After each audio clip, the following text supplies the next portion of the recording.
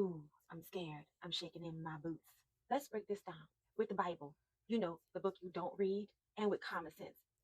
Something you do not have. First of all, Jezebel was not in covenant with Yahweh.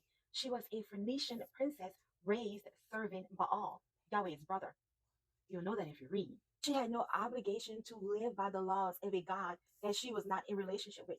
That covenant was for Israel, not Sidon. And even if you want to argue that Yahweh used her just to destroy her, that's not scripture. Yes, Elijah did prophesy her death. Now that is scripture.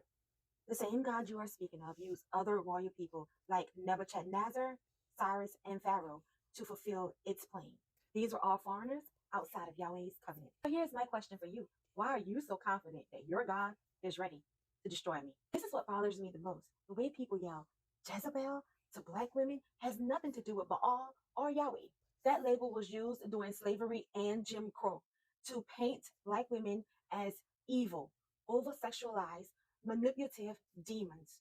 That was to justify the white society for using violence against us. That racist stereotype is still being weaponized by our own people in 2025. You and people who think like you are mad because black women are no longer sovereign. Yes, many want to be black Hebrew Israelites use the story of Jezebel to demonize black women who they believe are out of control, claim judgment to anyone not submitting to Yahweh under their doctrine, and weaponize the name Jezebel to shame women who question or teach publicly. So your comment isn't random. It's coming from your doctrinal worldview where Jezebel equals an archetype of the rebellious black woman who refuses to submit to a want-to-be Hebrew black man. But all worship equals anything outside of your interpretation of Torah.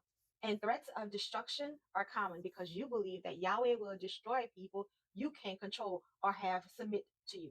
Somehow you believe that you are chosen and have supremacy, yet your God has done nothing to help you. You're still at the bottom of the pole, spewing your internal racism and misogyny war because you want proximity to people you would never equate to. So before you swing threats of Yahweh's destruction, remember Matthew 7, 1 through 5.